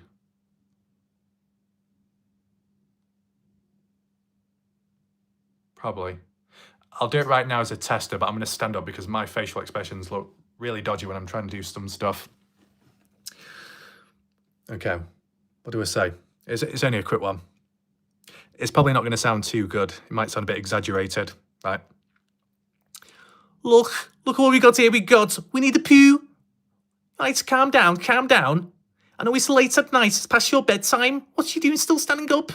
You need to get some sleep right now. You gotta be up early in the morning. You got your car. I don't care. We'll see you next time. Long time no see. All right. I can do it at different pitches and volumes. I'm sure my blood pressure goes through the roof when I do all these different accents. There we go. It's just a tripod. I mean, what's the other ones? 15, 16 different accents. You can do it like really quick as well, but then I end up slipping on the tongue. It just sounds like inaudible noise and stuff. Do the Birmingham voice. I know there's a viewer in recent time that said, "You know, I'm from Birmingham." Really? Okay. And then you got Danny. Sometimes when Danny shows up and he says, what a graph, what you're doing in Indian accent, please. It would really be satisfying to me. Is that Sam? It's Craig. Sorry, I thought you were USA based. Don't worry, Craig Walker. All under control, man. Easy mistake to make when I do the all-American walleye ref voice. Oh my God, just stop. Goodness gracious, things are getting real petty right now. Uber Eats voice. What's an Uber? What's an Uber Eats voice? Do an update. What, an update of an Indian accent? Oh, my new theory answers everything, every question. Do an update. Oh, do an update on what you're saying, Jeff. For sure. But there is an order to it. I think with respect, what needs to be acknowledged would be, first of all, your experience, Jeff, with your vibrations out there, separate, then applied to Kenny after, and then come full circle. So I think there's a certain order to it at the end of the day. Jeff Clark, update paranormal map. Wait, when you say paranormal map, Jeff, your paranormal map or my paranormal map or a never done before map where it's all come together. When it comes to paranormal, I'm thinking of Picture Canyon, the whispers, follow the red tape. It's a Skinwalker Ranch location. Is it? So I think there's some important things to process, which I'll get round to. Well, actually, that's one thing, Winnie the Pooh, because of the Scouse accent or the Wirral accent, whatever you call it. Is there any words you want me to try and pronounce in the accent? Because I know some words can be interesting to pronounce when it comes to in that sense.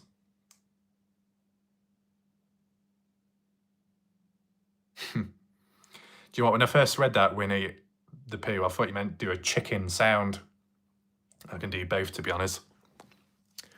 I'll do the chicken sound first.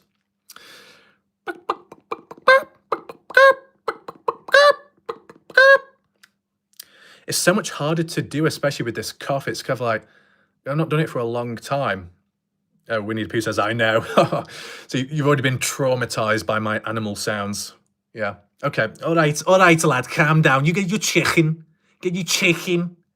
Don't worry, it's cooked. It's cooked beyond repair. It's absolutely burnt down the house. What are you going to do about that? Well, no more money. I don't know why, but when I try and when I do the accent, either I get very aggressive or very passionate.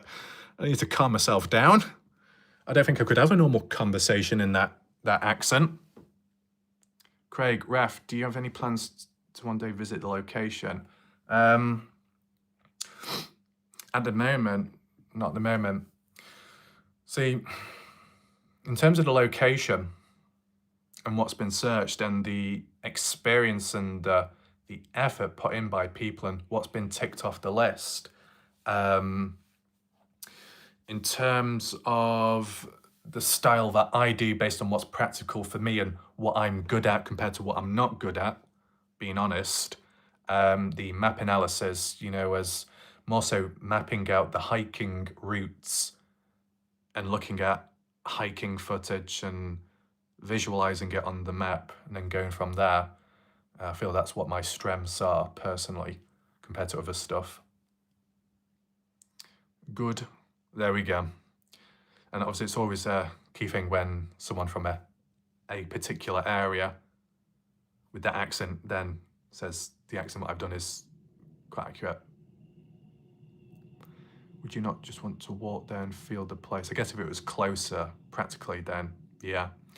It's one of those things where because of the temperature, the terrain, the style of it, like the equivalent, especially if you're not used to it or your body's not climatized to that or you're just not even, I don't know, adapted to it. It's like a level of training. I mean, if locals or people with more experience say it's difficult, it's really difficult, then someone who's a complete amateur to it, is it too dangerous?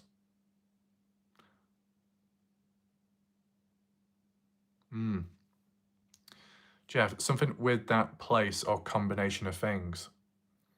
And not to sound negative, well, it's not negative, it's just realistic. Depending on the situation with Kenny Veach, let's just say it's true that Kenny got to the mineshaft, he was zapped, he was taken away. If the cave doesn't exist, or if it doesn't link to the cave, these vibrations, and it's what's in the sky or going towards a military base, could that imply that things are out of reach and out of bounds? So, if you went there to retrace Kenny. You wouldn't be able to replicate it if something unimaginable, unexplained happened to Kenny, turned up elsewhere.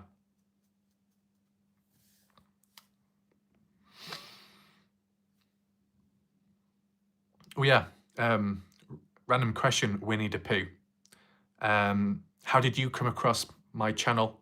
Was it when you were looking into cases, or was the channel recommended to you out of interest?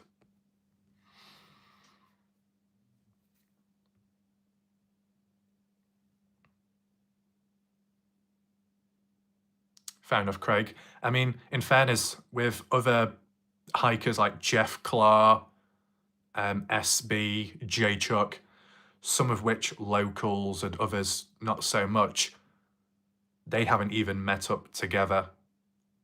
And they're from the place.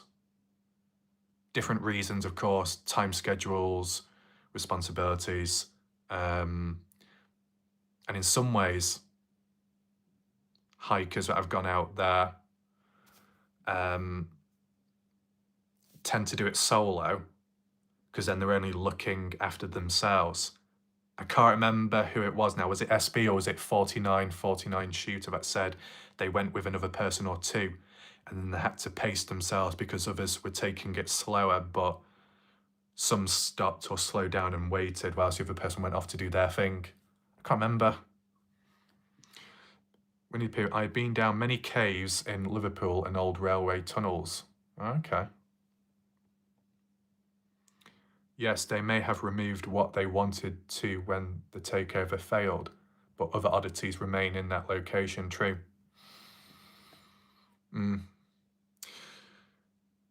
So at some point it might come to that question of, just in general, if you're going there, what are you going for? If you're going for Kenny, it might not link to anything in that spot. And if you wanted to go to the area where Kenny could be or went, maybe out of reach. If you're going for the M Cave, does the M Cave really exist? Is it what Kenny believed it to be, but it wasn't? It could be possible that one of the caves down Picture Canyon was the M Cave, which he believed, just an M-shaped cave. And the whole vibration thing didn't come from any of those caves, it was from above. But, you know, in terms of the situation with the scent at the mineshaft ending there and the zapping there, the zapping, the vibrations could move about here and there, but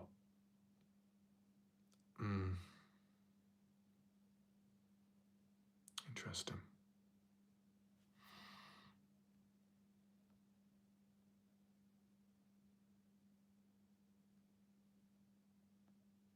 Jeff, was only me and Sean for about 4 years. That's true. Everyone else came later. Yeah.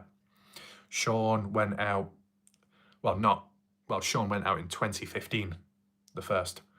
Sean also went out, the more prominent one, 2019, the last time. I started 2020, and then later in 2020, I came across Sean's video when looking back. Winnie the Pooh was on YouTube about 10 years ago. Oh, was you? Do you remember the guy who went down old mineshaft and could hear a weird noise? Oh, Winnie the Pooh, when you say mineshaft hearing weird noises, is that to do with those chains swinging side to some years ago?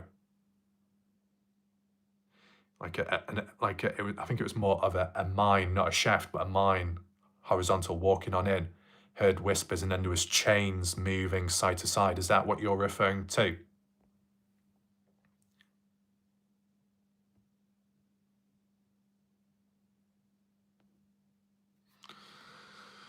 Bob. Ah, Winnie the Pooh. Well, there we go. You know what the coincidence is, Winnie the Pooh? That is Exploring Abandoned Mines in Unusual Places, the YouTube channel, also known as Frank, who has, in some ways, investigated the Kenny Veach case, who has also indirectly been quite supportive on my channel, which is a big positive, has been quite helpful at times in leaving positive comments. So shout out to Exploring Abandoned Mines in Unusual Places. I believe there were other people down the line that I've tried debunking that that Mineshaft, Mine paranormal video in different ways. And I think ever since with the Kenny Veach one, that's what some people did too. Craig, keep up. Good work, mate. Have a great night. You too, Craig. Take care. Good name, and you got a good profile picture as well. Bob, the sad thing is we'll never know what really happened or if the M cave really exists. So many theories. See, the thing is, the M cave could exist, and it could be one of many which people have caught on camera already. The only thing that makes it more important is the vibration thing, which Kenny experienced. But if you're in an open area and you feel vibrations, it could be coming from anywhere. You're not going to direct it to one thing. If you're near a cave, if you're near a house, if you're near an overhead power line and you feel vibrations, that's the first thing you might look to and think, maybe it links to that. So, JW, welcome. That was like McDonald's fries, that. Making me hungry. Wrong time. So, yeah, interesting.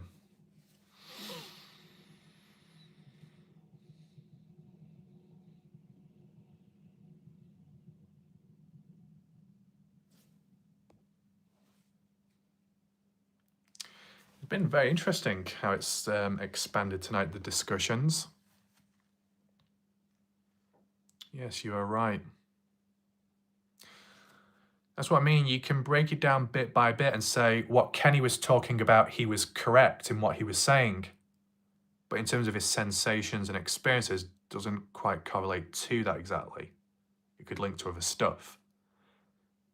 But what do you compare it with? Well, now because, well, not now, but because of Jeff Clark. With his experiences similar to Kenny, just in a different area, it implies that the vibrations could come from anywhere. It could be portable, it could move around. If it moves around, it's moving around in the atmosphere, moving around in the air, some kind of aircraft, some kind of drone. 2019, military drone caught on camera in the sky, something like that. J Chuck went out there in the past, capturing the military helicopters in the distance flying on over. Kenny was telling the truth, but he became a victim. My first word was fry. Are we best friends? I don't know why. I don't know why, Jam, but the way you worded it, my first word was fry. I was thinking, what, when you were a baby, that was the first word that you said was French fries. What? You probably just mean just now, as in the same time as what I said. Oh my God, my mind. Either too much juice or a bad heart. I guess what wouldn't help is with Kenny, if he was dehydrated, if he wasn't drinking enough, eating enough, may have had problems. No, okay. Winnie the Pooh, chips, exactly, chips, not fries, yeah. And some people call chips crisp and crisp chips. Gets confusing. Some people say, oh, we can get some tomato, we get some yogurt. Yeah. That's the thing, Winnie the Pooh. Because of the cases that I cover from the US, from locations to names, pronouncing them based on how we would pronounce them, different to people from the US. Some people had strokes, brain aneurysms from me pronouncing stuff. From the Noah Presgrove case, you had a guy called JJ Bumpers. But at the time, I thought he was called JJ Bump Ass. I genuinely thought that. And yeah, it kind of went down well. Vintage Danny. That's a different Danny, isn't it? Welcome, Danny, to the channel. Still where he is, no resolve. But the theories and the ideas grow, evolve, and become deeper than ever. Interesting. Fries, chips, boot, hoods. Well, when it comes to soccer or football, when it comes to football boots, people in the US call them cleats. What the fuck? Zapped that hard in the middle of nowhere takes a lot of energy being pumped out. Bonnet. Yeah. That's where it is, Bonnet. Oh, no. Oh, Winnie the Pooh, Liverpool 2, Aston Villa 0. Oh, no, don't tell me. Wait, Winnie the Pooh, who scored the goals for Liverpool? Do not say Salah, because if it is in my fantasy football team, I've not got Salah. I got rid of him. Oh, no. Don't tell me it's Salah, or if it's an assist. Oh, goodness.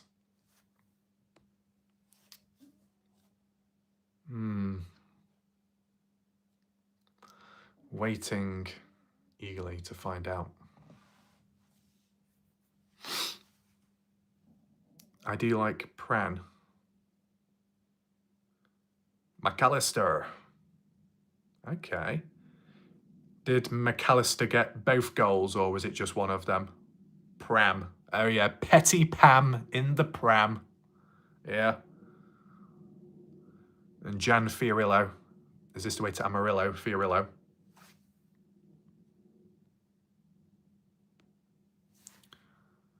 Mohamed Salah. Oh no. Oh no, no, no. I got rid of Salah.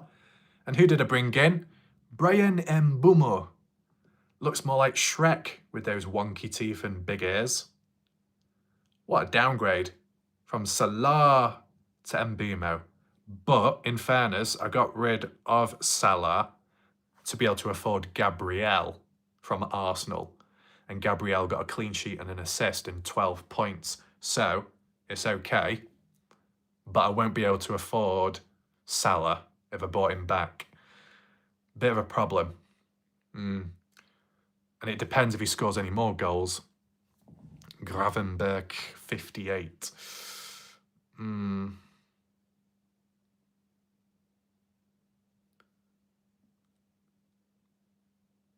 Okay, Jeff, sounds interesting. I'll need to keep up with all these messages and stuff. Is a Messi fan. In some ways, I'm a Messi fan as well. Silver Starlays. Whoa! I looked at that name a bit too quick. I thought it said Silver Heels, then I thought, oh my god, he's been brought back. No, somebody else. Welcome. Welcome, Silver. I wonder if Kenny Veach spent such little time filming the cave area because he was afraid of that area. Well, he did appear a bit scared. He stuttered with his voice and he said, oh, I'm not going up there, and started moving quick. In the past, there was the theories and ideas. Was Kenny Veach recording his hike and not quite giving the direction or the location because he was being watched, or he felt he was being watched?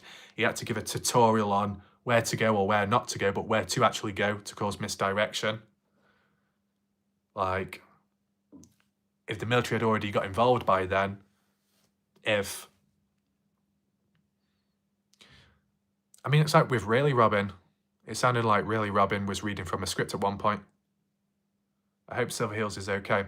Isn't Silver Heels still uploading videos to his channel now? Like, kind of quite active. There was a crash recently near the mine. Oh, I don't know about that. We'll find out shortly, but I'm sure. And see what happens there. A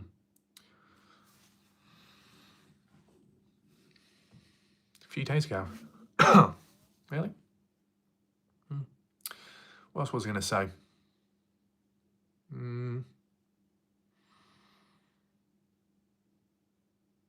Crash mine.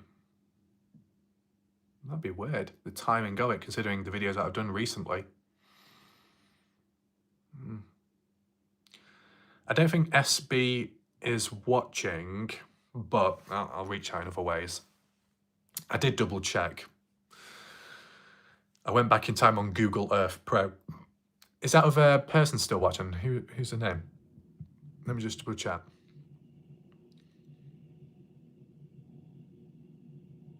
What was, I don't know if I'll be able to find that person again. Is OGL still in the chat? I don't know. If he is, if they are, I went on Google Earth Pro, went back in time, looked at the mineshaft, looked at the agave burn pit, and those track marks were there from way back in the past. Miners, mining, and all that, like what Jeff said, like what SB said. I just wanted to go back in time to see when did they appear, before Kenny or after, and they were before Kenny, so it's nothing that mysterious. It's just because they showed a lot clearer in recent time with the new updated imagery. I wanted to double check it out before I made a video about it, you know, because if it's nothing, then it doesn't really need to be covered the same way.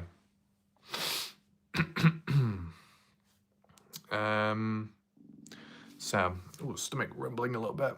Must be hungry. Not this time, though. It's a bit weird. Silver, has anyone done a search of the cave that had the eyes that I'm referring to? I think Sean Horlecker may have done in the past. And this is the thing. A person can go to a spot of interest and nothing may be there. And I think Sean said there wasn't anything. Yeah, at that time. But if there's something alive or present or only shows at certain times, the location or certain areas may not change, but what's within it may come and go. So what Kenny may see or indirectly capture at one point, it may not be there the next time round. An animal, a creature, a thing, the crystal skull. When Jeff Clark went there, unknown to him, the crystal skull was there. But then later when other people went, the crystal skull was not there. And that's what makes it unique for each hiker that does go out there. Yes, you can go to the same place over and over again and people can say, it's not going to change, is it? But it can. On one day, you see nothing. On another day, same place, but lots happens. That's what makes it unique, I guess. Study Skinwalker Wrench. Links allowed? There should be allowed links. I mean, if you're going to post links, there should be, unless YouTube gets sensitive. As a heads up, Winnie the Pooh, sometimes YouTube does auto remove links by people in the comment section, not by me, YouTube. There was a time, a phase during the Nerd Presgrave case where people were leaving comments on the videos, normal comments, and YouTube was automatically deleting them, removing them. And I'm like, what? Why? It's just weird. And some people get the wrong end of the stick and assume that I'm responsible and then blame me or fall out. And it's like, nothing I can do. It's out of my control. Makes you wonder if YouTube are responsible for deleting Kenny's comment as well, or if it was serious disclosure to the YouTube channel. Do some Googling. Google. What time are we on? Not too bad. I might end the live a little bit earlier tonight or so because of the timing, and I've talked about most stuff. I just wanted to do just a bit of a debrief, right, with what was recently being done. Did part 1 and part 2 of the Mineshaft. Oh, DJ Donnelly, I remember you, definitely. I always got mixed up between DJ Donnelly and DJ Moore. There was 2 lots of DJs at the decks. I gotta go. No problem, Jam. You do what you need to do. Take care. I'll probably finish the live shortly or so it'll be fine.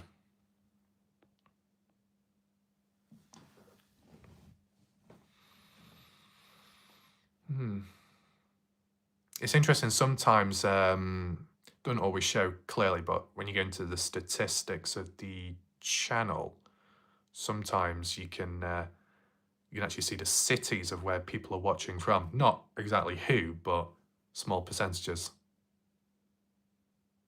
I just can't. I remember that time, Jam, when Donna Bond said she was in a shop, in a store, watching my live premiere, left the phone on the counter, walked off, remembered the phone was back at the shop. She got into the shop, and then the guy at the service, the counter, said, there's some strange guy talking on your phone. Me? Strange? Excuse me. Not strange, more dodgy. Get it right. But yeah. Winnie the Pooh enjoyed tonight, thanks. You're welcome. Glad you liked the video. More videos to come. Next one will be probably a live premiere. Probably take a look at what SB does as for his hike. Look through that, see if there's anything that I can pick up on. I enjoyed you talking to your chicken video. Talking to my chicken, my imaginary chicken. Any final words you want me to say in a different accent, you let me know. Any final words? Silver, just wanted to say that I really appreciate your coverage of this case and how you tie all of the hikers' evidence together. I'm glad you're welcome and appreciate it as well, that you can see the process to it and all.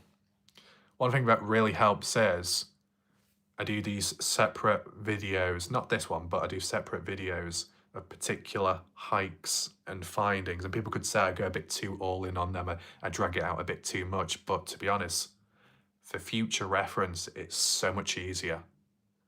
One video, one finding, one topic, one thing. I can find it easier. I can search for it easier. I can get the clips, reuse, re-archive, and then combine it with other stuff in the future. True crime, it's nowhere near as easy. In true crime, it's so heavy with just lots of words, text, and all of that, that to try and trace back to previous findings and comments, it's not always easy, but in this case, it is better just because of the themes, the categorization, the terms, the words. It just works. And how each hiker complements each other, and how the eyes above or online can see what hikers don't, and hikers record what people online can't do themselves when out. It just all works, and that's good, because you won't see it elsewhere for most part of it, especially in the different communities. In terms of the psychological aspect, from now on, if we do ever encounter problematic moments or humans, I will add in that psychological analysis so people can protect themselves, expect what to come, and know what to do next to keep things under control more than ever. Jeff, Kenny was probably the only guy out there for years, so they decided to experiment on him. Yeah? I mean, Jeff, there was those really old videos from 2013, the odd hikers or a group that went out in Sheep Range or Sheep Peak, oblivious to Kenny, unaware of the area. I think it was in 2013. And no one's really been out there since, unless it's the odd stray hiker, but they were going for other reasons, just pure hiking. And there was a bit more vegetation at the time when they went, when it was sunny as well. Anyway, I think what I'll do now, I'll do a bit of a slow countdown. Winnie the Pooh, the guy robbing the store sure looks like him. I would say, because the store was robbed a second time round years later, on the second occasion, I would say in that regard that wasn't Kenny. Personally, the second time it wasn't, when I looked visually. Okay, so I'll count down from 20 before I end the live. If there's any final questions or thoughts, ideas, theories, you can always leave it down below. And we'll go from there. Ooh, Winnie the Pooh 99, joining on in with Jam Sandwich.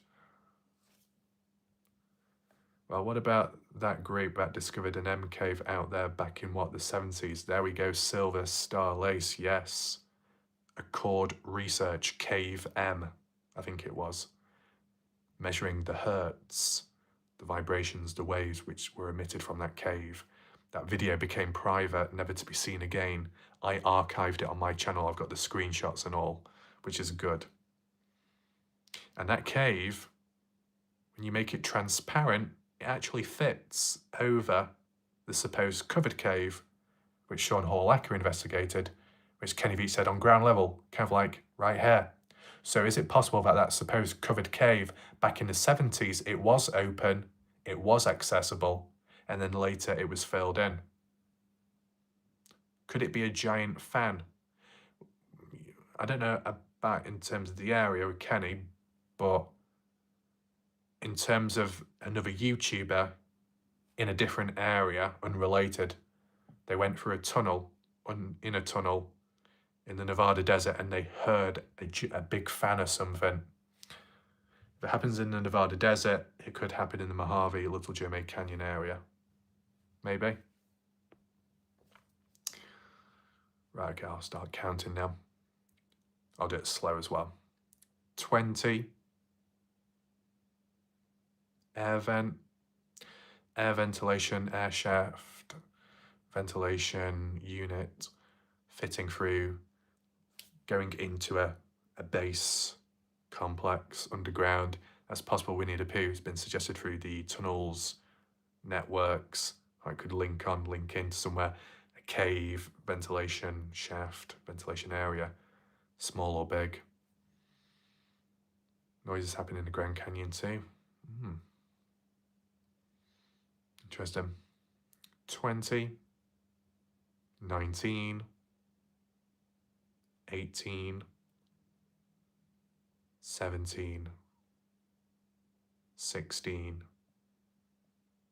15, 14, 13, 12, 11, 10, 9, 8, 7, 6. Whenever there is an underground, there is a air vent. What I will say is Winnie the Pooh, that channel you refer to, the Mineshaft one, exploring abandoned mines in unusual places, when they did some coverage on Kenny Veach and they came across a cave shaped like an M in a completely different area, he said through one of the gaps in the rock could feel air passing through, like there was a possible mine or a mine shaft within or nearby. And considering there was planks of wood inside of that shallow cave, those planks of wood seemed familiar with a mine or a mine shaft, just like the one Kenny stood near, just like the one SB investigated recently. Similar types of wood, similar type of aging as well. Probably was a mine shaft nearby the area, unless it goes within that rock cave formation, you never know. Where was I with my countdown? Oh, did I forget? I've done 20, 19, 18, 17, 16, 15, 14, 13. It's okay, Winnie the Pooh. I do it as a joke in terms of when I lose count. I knew what count number I was on. I was about 10 or 8, but I just reset it anyway. So it allows people to continue on talking. 17, 16, 15, 14, 98, 99, 102, bingo. 15, 14, 13, 12, 11, 10, 9, 8, 7, 6. Is it? Make sure you get to it in time and you don't have any accidents.